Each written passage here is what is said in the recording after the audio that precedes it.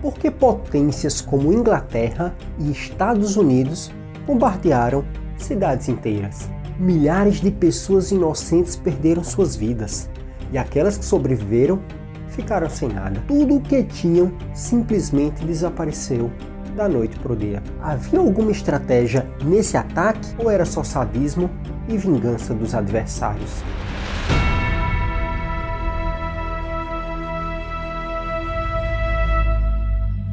Pois é, durante a Segunda Guerra Mundial, o bombardeio indiscriminado de cidades e das pessoas que lá moravam eram frequentes, tanto por parte dos aliados quanto do eixo. O objetivo desse ataque era minar a vontade do inimigo de lutar, fazendo com que uma população civil amedrontada com a destruição e o risco de vida pressionasse seus líderes militares e políticos a se renderem e acabarem com a guerra. Essa estratégia foi usada em inúmeras cidades ao longo da guerra, como em Dresden, na Alemanha, e em Londres, na Inglaterra. Porém, em 1945, os Estados Unidos queriam encerrar rapidamente a guerra contra o Japão, e para isso fizeram o pior ataque e bombardeio não nuclear da história a uma cidade.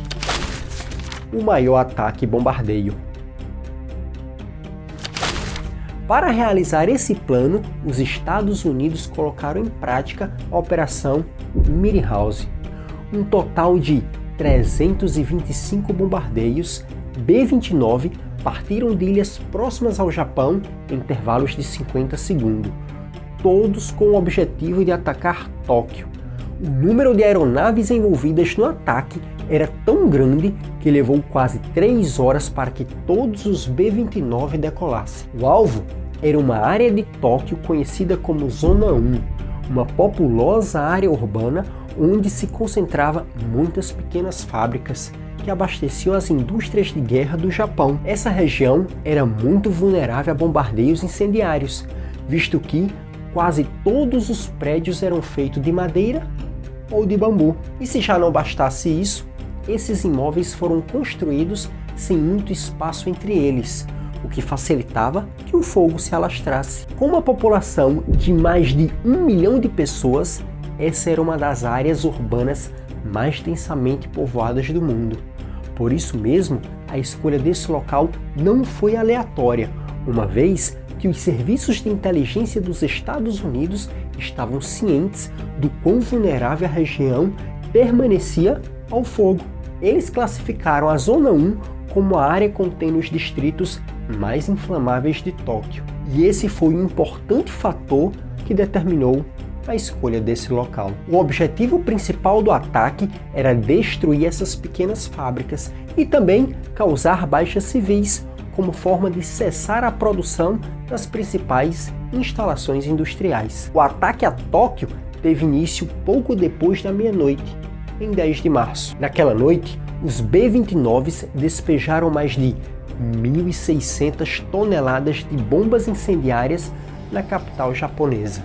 Dos 325 bombardeios que partiram, 279 atingiram o alvo. Ao serem atacados, os japoneses viram um inferno. As temperaturas chegaram a atingir inimagináveis 1.800 graus. Por causa disso, as roupas das pessoas pegavam fogo mesmo longe das chamas. As temperaturas eram tão intensas que o vidro das janelas derreteram, sendo soprado pelos ventos e caindo como uma chuva sobre a cidade. A tempestade de fogo era tão intensa que consumia todo o oxigênio local, deixando as pessoas em uma situação bastante vulnerável, sem contar com as quantidades cavalares de fumaça, que também dificultavam a respiração. Poucas famílias conseguiram permanecer juntas naquela noite, já que a possibilidade de fuga era quase inexistente. Isso porque só dava para enxergar poucos metros à frente por conta da fumaça. Além disso, as estradas rapidamente foram tomadas pelas chamas. Nem mesmo a água foi capaz de oferecer proteção. Aqueles que buscaram refúgio em piscinas foram encontrados no outro dia em piscinas completamente secas por causa da evaporação. Os que tentaram se abrigar em rios foram arrastados para o mar. Muitos nunca foram encontrados novamente. Ao fim, quase todos os corpos recuperados foram enterrados em valas comuns, sem qualquer identificação. O bem-sucedido ataque americano resultou em mais de 1 milhão de pessoas desabrigadas e causou em torno de 100 mil mortes, número maior do que os de Nagasaki causados pela bomba atômica. E para impedir que essas barbaridades voltassem a acontecer novamente em conflitos humanos, uma série de tratados foram adotados por vários países. Assim, em 1977 surgiu o Protocolo 1, que adicionou à Convenção de Genebra artigos que protegem a vida e bens de civis vítimas de guerra. Esse protocolo determina uma série de coisas, dentre elas: 1. Que os ataques se limitem apenas a objetivos militares. 2. Que não pode haver ataque a um objetivo militar localizado dentro de uma cidade, aldeia ou povoado. 3. Que é proibido destruir os bens indispensáveis à sobrevivência da população civil, como zonas agrícolas, gados ou reserva de água potável. Mas essas normas vêm mesmo sendo respeitadas pelos países nos conflitos modernos? Se o Brasil entrar numa guerra, corremos o risco de sermos vítimas desse tipo de ataque? Estamos seguros? Vendo o protocolo, pode parecer muito simples resolver a questão, mas não é. Há situações em que o alvo é duplo. Ele atende tanto a interesse civil quanto militar. É o caso de estações de energia, redes de transporte e sistemas de telecomunicações. Destruí-los afetará tanto os combatentes como os não combatentes. E a Força Aérea dos Estados Unidos já determinou o que fazer nesse tipo de linha tênue: considerar todas essas infraestruturas como alvos militares legítimos.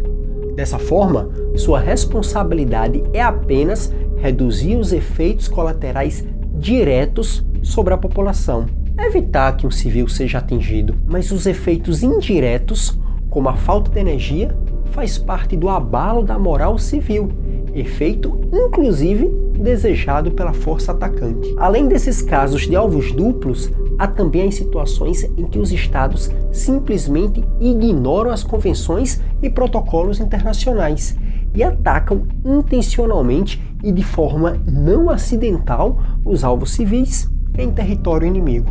No conflito entre a Ucrânia e a Rússia, por exemplo, casas, escolas, local de culto, depósito de combustível, barragens, estações de energia e de tratamento de água foram destruídas. Desse modo, é provável que se o Brasil entrasse em uma guerra, nossas cidades seriam sim vítimas de bombardeios. Não como os da Segunda Guerra Mundial, que devastaram absolutamente tudo. Porém, certamente seríamos afetados pela falta de água, esgoto, energia e combustíveis causados indiretamente pela destruição de nossas infraestruturas, sem contar também com os ataques diretos, graças às eventuais violações desses protocolos por parte dos inimigos. E se você ficou impressionado com o uso dessa técnica na Segunda Guerra Mundial, clica aqui no lado para conhecer a história de um navio no meio do oceano que precisou se camuflar de floresta. Essa técnica inusitada funcionou ou isso foi um grande fiasco que pôs os combatentes em perigo? Clica aí e nos vemos lá.